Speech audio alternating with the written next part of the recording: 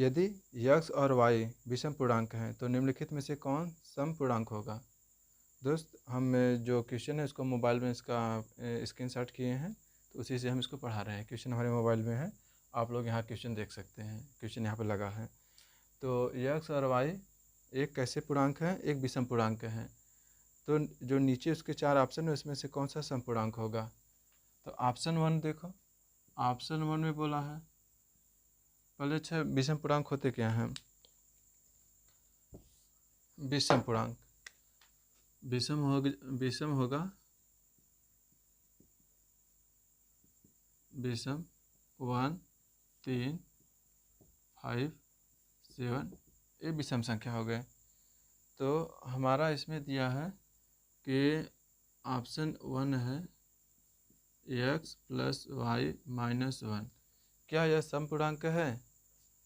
तो यदि हम x बराबर 1 विषम संख्या ले लें, इसमें बोला है कि x और y दोनों विषम पूर्णांक हैं, और y बराबर 3 ले लें, 2 संख्या ले लें। यहाँ पे अगर x का मान 1 रखें और y का मान 3 रखें, तो इसको अगर हल करें, क्या यह सम संख्या आ रही है। तो 4 - 1 बराबर, यहाँ से घटा दिए तो यह 3 एक ऐसी एक विषम संख्या है, लेकिन हमें पूछा है कि सम आना चाहिए, तो यह ऑप्शन हमारा नहीं होगा, इसको काट दो। ऑप्शन 2 अगर लो, तो ऑप्शन 2 हमारा क्या दिया इसमें, x × y - 1 यह दिया है। अगर इसमें इसको रख के हल करें, 1 × 3 - 1 इसको हल करें तो क्या हो जाएगा, घटाने पे 2 आ जा रहा है। क्या 2 सम संख्या है। हाँ, 2 सम संख्या है। तो इसका मतलब सवाल नंबर 1 का ऑप्शन 2 सही होगा। तो हमारा यह आंसर सही हो गया, क्योंकि उसमें बोला था कि निम्न में से कौन सा सम पूर्णांक है। तो दूसरा जो है ऑप्शन हमारा यह सम पूर्णांक है। क्वेश्चन नंबर हम 2, पूर्णांकों के योग के लिए साहचर्य नियम। क्वेश्चन क्या है, पूर्णांकों के योग के लिए साहचर्य नियम क्या है। इसमें 4 ऑप्शन है, तो इसमें साहचर्य नियम, पूर्णांकों का योग का साहचर्य नियम क्या होता है।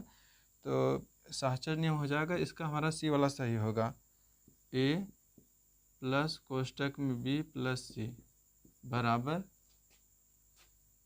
a + b + c।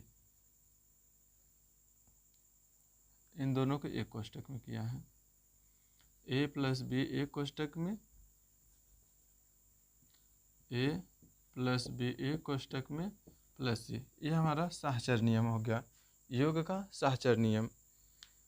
तो इसका हमारा दूसरा का ऑप्शन सी सही होगा, योग का साहचर्य नियम हो गया ना। अच्छा, योग का संवरक नियम। अच्छा, योग के अन्य 3-4 नियम होते हैं। तो योग का संवरक नियम, संवरक नियम क्या हो जाएगा, संवरक नियम इसमें क्या होता है, 2 परिमेय संख्याओं को आपस में जोड़ दिया जाता है। योग का संवरक नियम, इसको लिख लेना इम्पॉर्टेंट करके, इम्पॉर्टेंट में इसको लिख लेना, संवरक नियम, योग का संवरक नियम। यहाँ पे योग का चल रहा है तो संवरक नियम, संवरक नियम। संवरक नियम में क्या होता है, 2 परिमेय संख्याओं को आपस में जब जोड़ दिया जाता है तो यह योग का संवरक नियम होता है। इसका दूसरा लिख लो, योग का क्रम विनिमय नियम, क्रम विनिमय नियम, योग का क्रम विनिमय नियम, क्रम विनिमय नियम।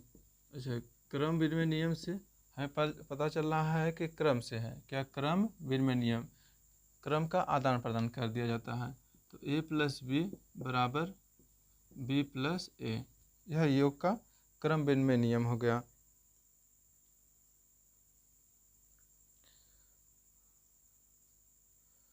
इसके बाद आता है साहचर्य प्रगुण, योग का संवरक नियम ना, साहचर्य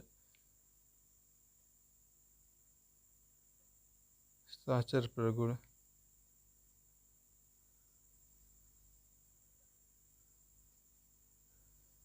योग का साहचर्य नियम, तो साहचर्य नियम में क्या हो जाएगा, साहचर्य नियम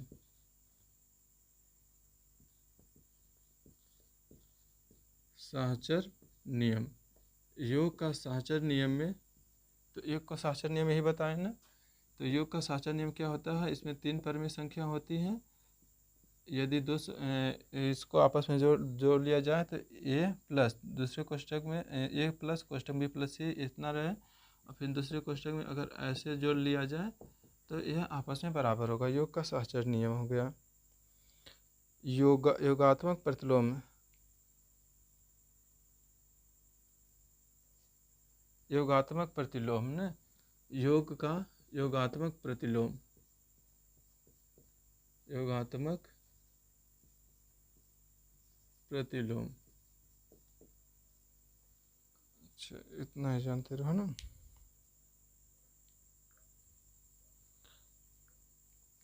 तो इसके लिए 3 ही जाने इसमें।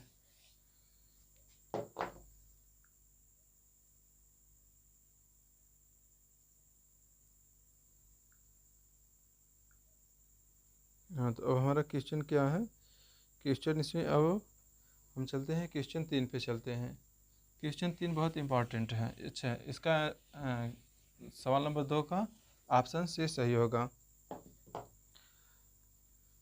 क्वेश्चन 3 है, क्वेश्चन 3 देखो बोर्ड पे लगा है, इसको देखो ध्यान से। कौन सा भिन्न 0.08 के बार को निरूपित करता है। क्वेश्चन हमारा ऐसे है कि 0.08 के बार को कौन सा भिन्न निरूपित करता है। तो ऐसे क्वेश्चन को हल करने के लिए सबसे पहले हम क्या करते हैं, पहले देखो दशमलव के बाद जो इधर संख्या है इसको तो लिख लो, लिख लिए। अब देखो यहाँ पे क्या है, 0 और 8 के ऊपर 12 है, तो अगर जितने संख्या के ऊपर 12 रहता है नीचे उतना ही 9 आ जाता है। 8 के ऊपर देखो, 8 के ऊपर 12 है तो 1 9, 0 के ऊपर 12 है तो 1 9, तो इतना हो गया। इसको और आगे अगर हल करें तो 8/9 9, ये हमारा आंसर सही होगा। इसमें अच्छा ऑप्शन कौन सही है, ऑप्शन ए। ऑप्शन ए हमारा सही होगा। अगर ऐसे और क्वेश्चन देख लिया जाए, 0.91 पर 12 है, तो इसका मान क्या होगा। तो पहले दशमलव के बाद वाले संख्या लिख लो, उसके ऊपर देखो पीछे देखो 1 पर भी 12 है, 9 पर भी 12 है, इसका मतलब दोनों 12 है तो इसका 9 9 आ जाएगा। तो यह भिन्न के रूप में ऐसे हो जाएगा। ठीक है, चलो आगे चलते हैं।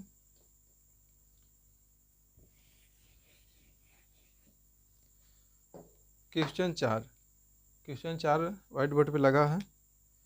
तो इसमें क्या दिया है, यदि दो संख्याओं का योगफल एवं गुणनफल क्रमशः 12 है, तो दो संख्या कौन कौन सी हैं, माना पहली संख्या ए और दूसरी संख्या बी, दो संख्याओं का योगफल एवं गुणनफल। तो हमने मान लिया पहली संख्या ए दूसरी संख्या बी, इतना है। तो दोनों संख्याओं का योगफल कितना दिया है, 12 दिया है, और दोनों संख्याओं का तथा क्या दिया है, दोनों संख्याओं का गुणनफल कितना दिया है, 35। इस क्वेश्चन को इम्पॉर्टेंट कर लेना। इसको देखो हम 60 ट्रिक से कैसे बता रहे हैं, इसको ध्यान से देखना। तो इसमें पूछा है तब उनके व्युत्क्रमों का योगफल ज्ञात करो। तो इन संख्या ए और जो बी है इसके संख्याओं के व्युत्क्रमों का योगफल, इसको क्या करना है, इसके व्युत्क्रमों का योगफल ज्ञात करो। ठीक है, तो इसको देखो हम 2 विधि से कर सकते हैं। तो एक विधि ऐसे देख लो, जैसे व्युत्क्रम क्या था, ए का व्युत्क्रम जो लोग नहीं जानते हैं देख लो, ए का व्युत्क्रम हो जाएगा 1/a, बी का व्युत्क्रम क्या हो जाएगा भाई, 1/b। इसमें बोला है कि उनके व्युत्क्रमों का योगफल बताओ। उनके व्युत्क्रमों का योगफल क्या होगा, अगर इनके व्युत्क्रमों को अगर जोड़ दिया जाए 1/a + 1/b, इनका योगफल तो यही होगा ना। देखो बोला क्या है कि उनका योगफल इतना है, उनका गुणनफल इतना है, और उनके व्युत्क्रमों का योगफल क्या होगा, हम संख्या माने a और b, अगर ए का व्युत्क्रम 1/a, बी का व्युत्क्रम 1/b, अगर इनको हम जोड़ लें उनके व्युत्क्रमों का योगफल यही होगा ना। इसको और हल्का और आगे हल कर दे तो क्या आ जा रहा है, नीचे तो आ जाएगा a गुणे b आ जाएगा। क्या आ जाएगा, जब a b का एलसीएम लेंगे a गुणे b आ जाएगा, ऊपर आ जाएगा a प्लस b, इतना आ जाएगा। अब देखो यहाँ से a प्लस बी का मान कितना हो जाएगा, a प्लस बी का मान 12 है और a गुणे b का मान कितना है 35। तो हमारा ऑप्शन यही हो जाएगा, उनके व्युत्क्रमों का योगफल 12/35। क्या अच्छा ऑप्शन में 12/35 दिया है? हाँ, ऑप्शन सी सही है। कौन सा ऑप्शन सही है? आंसर सी इसका सही है, आंसर सी, ये आंसर सी में दिया है। ऐसे देखो लगेगा ना, ठीक है।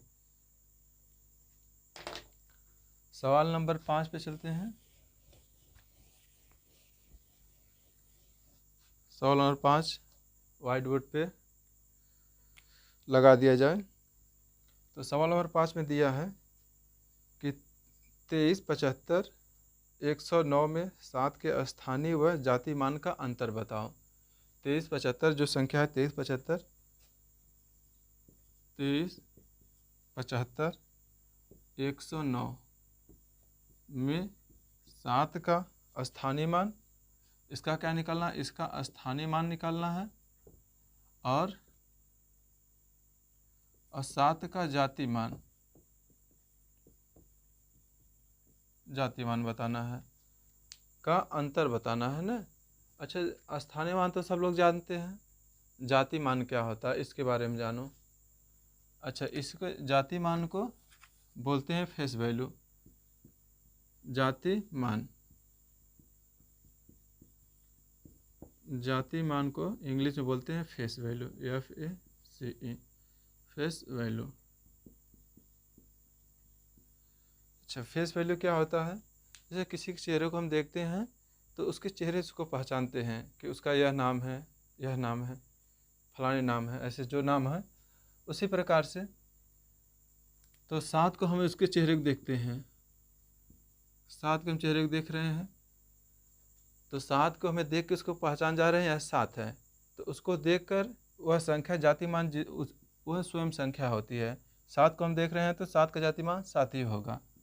इसका स्वयं जो पहचान है, 7 को हम देख रहे हैं ना, उसके फेस को देख रहे हैं तो उसका फेस 7 ही होगा। तो जातिमान यह हो गया। स्थानीय मान सब लोग जानते हैं, 7 का स्थानीय मान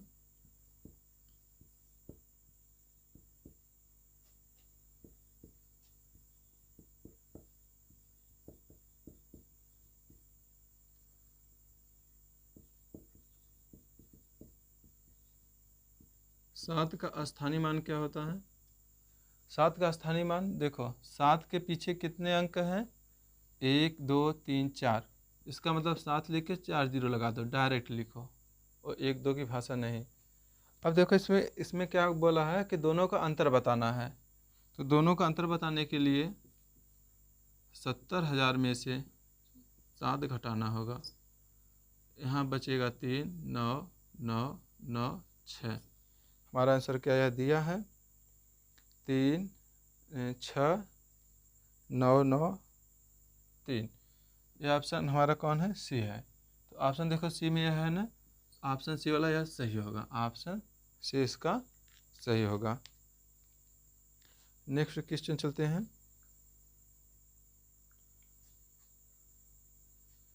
नेक्स्ट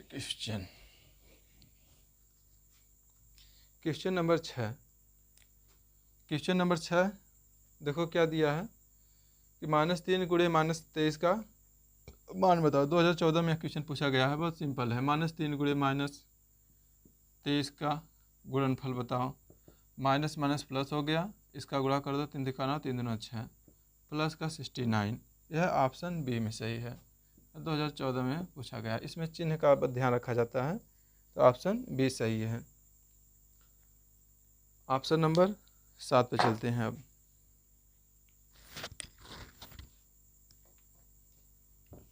ऑप्शन नंबर 7, दो परमेय संख्याओं का गुणनफल 5/6 है। यदि इनमें से एक परिमेय संख्या -7/12 हो तो दूसरी परिमेय संख्या बताओ। बहुत आसान है। अच्छा, इसको देख लो। दो परिमेय संख्याओं का गुणनफल क्या है?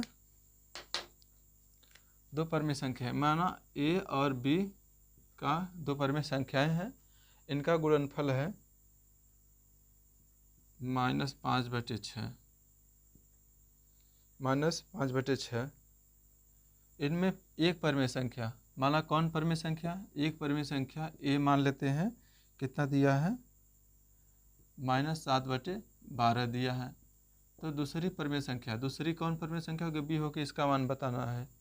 ठीक है, एक ए बराबर इतना है तो एक जगह पे इतना रख दो, -7/12 गुणे बी बराबर -5/6। इधर माइनस इधर माइनस, माइनस माइनस कैंसिल हो गया, तो हमें बचा क्या? यहाँ बचे जाएगा 7/12, इधर बच जाएगा 5/6। अब 7/12 को उधर भेजो, इधर देखो जब भाग में है तो इधर आ जाएगा, किस में हो जाएगा? गुणा में हो जाएगा। और ऊपर देखो, ऊपर यहाँ पे 7 इसमें गुणा में है तो इधर आ जाएगा, भाग में हो जाएगा। काट दो, 6 एकम 6, 6 दूना 12। ऊपर क्या बचा? ऊपर बच रहा है 5 दूना 10 बटे 7 एकम 7। तो दूसरी संख्या हमारी क्या हो जाएगी? बी के बराबर 10/7। क्या 10/7 हमारा कोई आंसर है? जी हाँ, ऑप्शन बी वाला ही हमारा 10/7 है। तो आंसर कौन सा सही होगा? बी, इसका दूसरा सही होगा, आंसर बी सही होगा।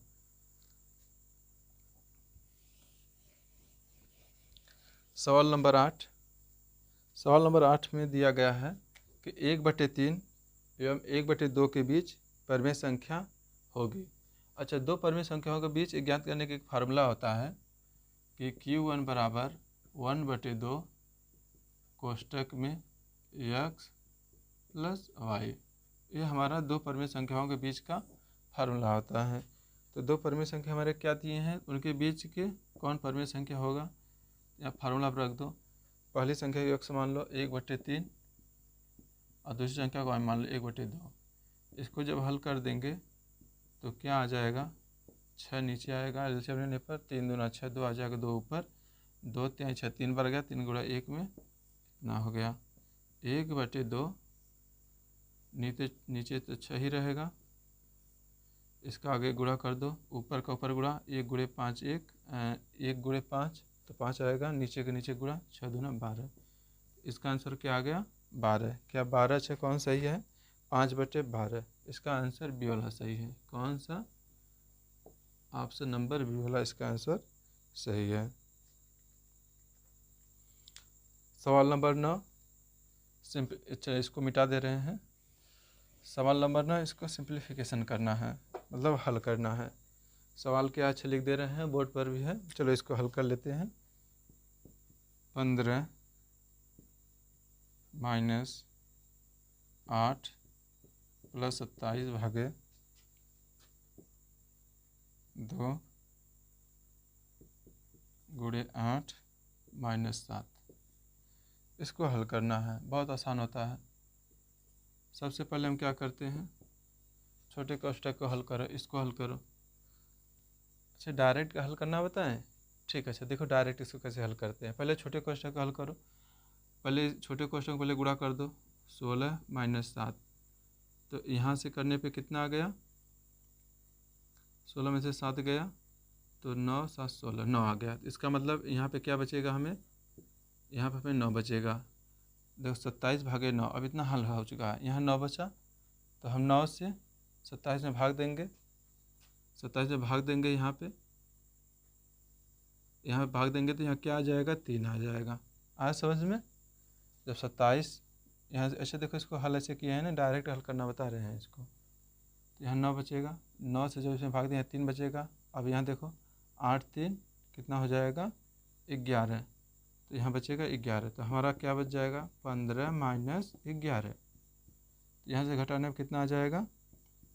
4 आ जाएगा। अच्छा, 4 ऑप्शन कौन दिया है, देख लो ऑप्शन कौन इसमें दिया है।